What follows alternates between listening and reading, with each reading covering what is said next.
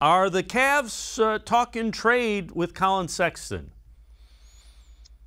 Yeah, I don't know how involved those talks are, but they're certainly exploring the idea anyway. That's been made pretty evident that just from around the league, conversations I've had outside the organization make it sound like, it would make sense if that's something they explore. And again, he's the leading scorer. He's only 22 years old. He's super durable. He's a great guy. There's a lot of things to like about him, but you have to think, okay, he's one of the more notable players in the NBA that's available for his rookie scale extension this summer, or eligible for it. So you have to think of, how much money is he going to want? We're here in the max contract. Is he that type of player? The Cavs have to figure out all that stuff. And then you throw in the fact that they have the number 3 overall draft pick, which there's going to be some really nice available guards there. So there's a lot to consider. And I would think that they are potentially and actually, I wouldn't say looking to trade him, but exploring the idea. If in fact, they decided to do that, who are some of what kind of player, what type of player do you think they could get for a Collin Sexton in a trade? And they may have to attach something else to it, but what kind of player would intrigue the Cavs enough to be able to make that trade that included Collin Sexton? Well, you start with young stars if they're available.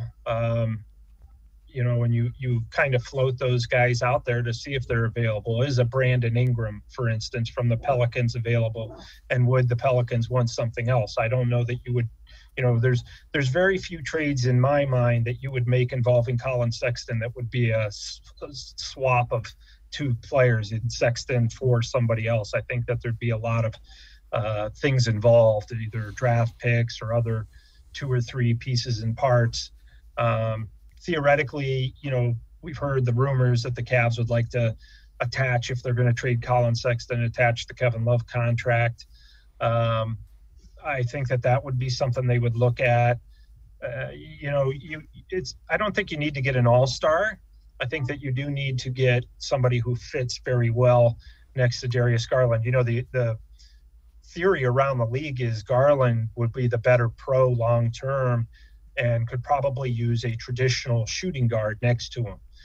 So if you're the Cavs, you got to look at those players who could potentially be stars, but the important thing is that they're fits, and then they can shine in Cleveland. So it's really hard to speculate other than to say they would start looking for stars first, young stars, the Brandon Ingrams or the borderline all-stars, the Ben Simmons. I don't know, how involved you'd want to get with that, but those are the type of players that you would think they would be looking at. Kristaps Porzingis in Dallas, nice player. And just imagine, Dave, if you have, a lineup of Garland, whoever the number 3 pick is, say it's Jalen Green out of the G League, Okoro, Porzingis, and Jared Allen. Well, that's, you theoretically or on paper would hope that you're better and ready to take some next steps, if that's how you feel comfortable and you want to move on from Sexton, which I'm not getting a sense that they are dying to do that.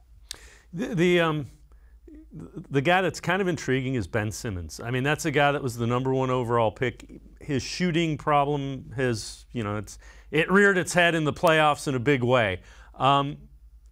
To me, that seems like a guy that just needs a change of scenery for whatever reason.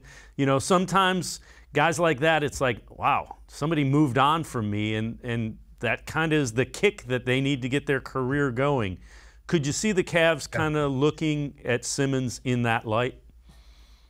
Sure. You will explore that. I think everybody knows he's available. He's a Rich Paul client. Rich is from Cleveland. Ben Simmons has worked out, in the off season at Garfield Heights High School. So, I mean, there's that kind of connection. Rich Paul also represents Darius Garland, and while Ben Simmons had his problems in the playoffs, he's got a major shooting issue on his perimeter shot. that's been overstated. People who watch him probably only watched that one playoff series against the Hawks, and he was afraid to shoot because he knew it would hurt the team, and they couldn't afford to play him because of that. But he's the top perimeter defender in the NBA. I can't think of anybody better. He's an outstanding passer. He's a team-first guy. He has a lot of really good things about him. The shot's a major concern. Is that something that, if you surround him with shooters, though, it's not such a big deal because he can deliver the ball and he can rebound. So there's a lot of things to like about him. And I think last summer, when there were Ben Simmons trade rumors last offseason, I should say, the Cavs were definitely interested and were one of the teams that people were saying, around the league could probably make a play for him. I wouldn't say stay away from him by any stretch right now because, again, that lineup I gave you, take out Porzingis and put Simmons in there, that's still a pretty good team. So I think that they'll look into it. I don't think they'll make like a full court press for him, though. Yeah, and the thing about Simmons, I would say he's a young guy that shooting is something you can figure out, and you can figure it out usually pretty quickly.